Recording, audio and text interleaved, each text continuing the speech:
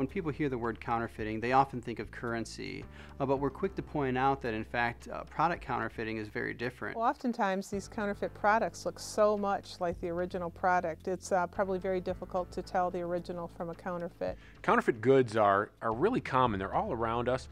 Many times we may be wearing something or using something that's counterfeit, and we might not even know it. Intellectual property violations are essentially very easily defined as somebody stealing someone else's ideas or technical capabilities. Because it used to be that counterfeit product was primarily the luxury brands that we all think of, handbags and shoes. Pharmaceuticals, auto parts, electronics, food and beverages, not just designer products. You know, an IP violation really is any, in a general sense, any infringement on a creative work of an author.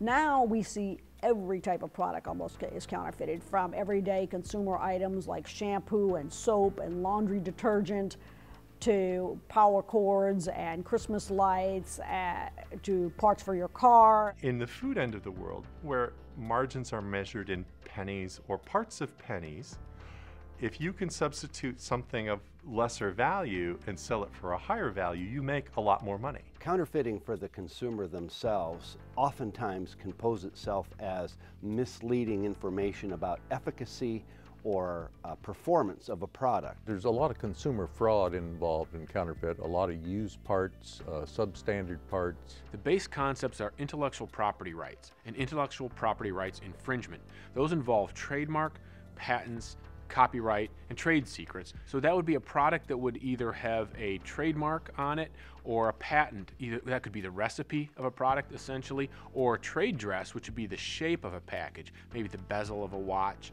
or the shape of things like a bottle. The U.S. Commerce Department released a report earlier this year. They determined that what they term IP-intensive industries, contributed more than $5 trillion to the U.S. economy, which accounts for 34.8% of the entire U.S. gross domestic product in 2010. Additionally, the report indicates that over 40 million jobs, or 27.7% of all the jobs in the United States, can be attributed to those IP-intensive industries. Our innovation, our high technology, those are our primary export, and our economy is based on that. To the extent that innovation is stolen and misused, then I would say yes, it's a threat to our overall economic national security. There's a lot more cost associated with counterfeiting than just financial. Counterfeiting is seen as a victimless crime, a crime where there is no physical harm. I mean, a product counterfeiter may not come up to you in the street and pull out a gun and rob you, but they can harm you in other indirect ways. An example is, Christmas tree lights. It may appear to be just a super sale, but really we know that these, for example, have gone on to catch on fire. Healthcare. People's health and well-being is totally being put at risk. How does one put a value on the cost of a person's health or well-being or wellness? You can't. If you're an infant and your only food source is that quart container of infant formula, and it doesn't have the appropriate nutrients, vitamins, or minerals, then you, as a child, may not develop properly, let alone survive. Bad guys definitely are not following good manufacturing practices, nor have they put the research and development behind making sure that those products are indeed what they propose to be.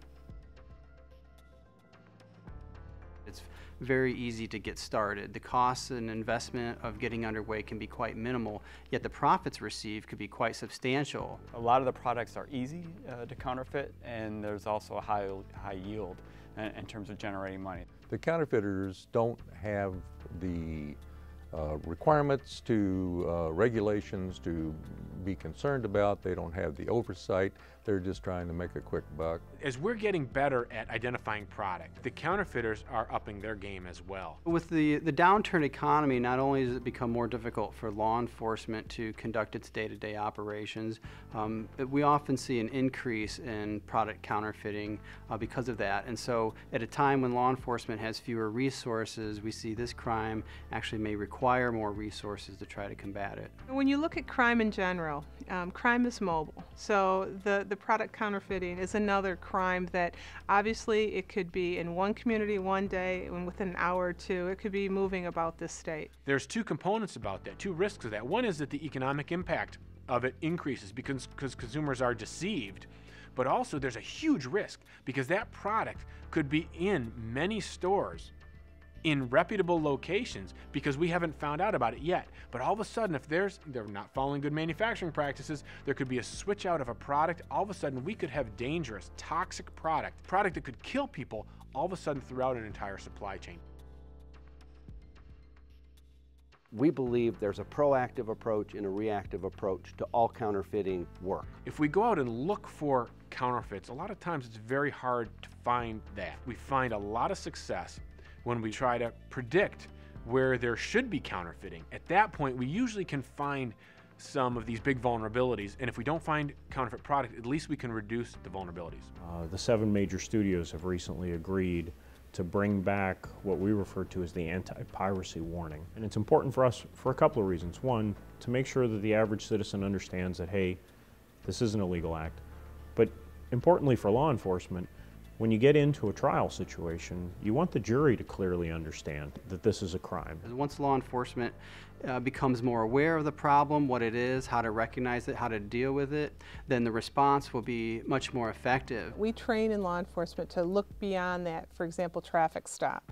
In these kinds of incidences, we're going to ask law enforcement to look beyond the initial. We tend to focus more on identification of incidents and enforcement and how to proceed through the criminal justice process. When we focus our trainings with industry, it's focused much more on anti-counterfeit strategy and what industry can do to help better prevent and respond to counterfeiting from a private security side. I specifically work in a space called product protection. Product protection is oftentimes taking technologies and processes and putting them in place to make it so that we can quickly authenticate a product as true and original on our own versus something that is suspicious. We train our staff to walk in, even though they've been in the place 100 times before, you train them to walk in and actually look. You call it either professionally naive or an open forensic mind. You're going to need to really keep digging, keep persistent on the fact that if this is a counterfeit, what that is, it may not be a public health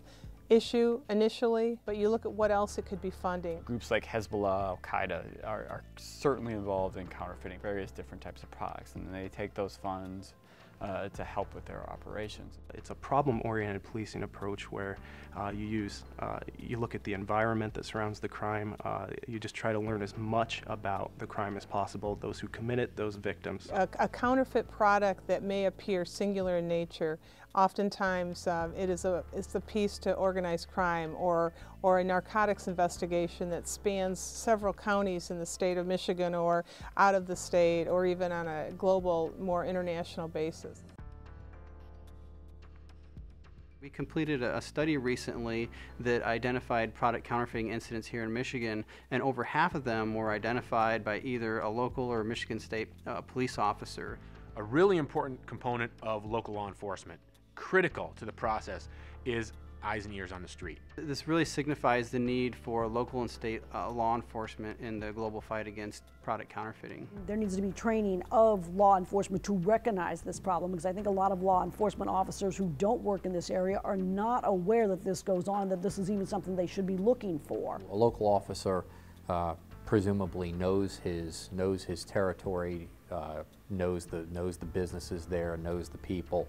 We look to partner up with people that we think would help us reach our final objective. And if that's a state, a local individual, we absolutely place high importance on that. And the key is getting that information in, and there are absolutely resources that are listening, want to hear, will hear. Every complaint that comes to the Department of Agriculture and Rural Development gets investigated, because you never know whether it's going to cause someone to die or be sick. It's important. It's in our policy. We pride ourselves on doing that work. We maintain close relationships with not only state police agencies, but also Department of Homeland Security and the various agencies underneath that umbrella.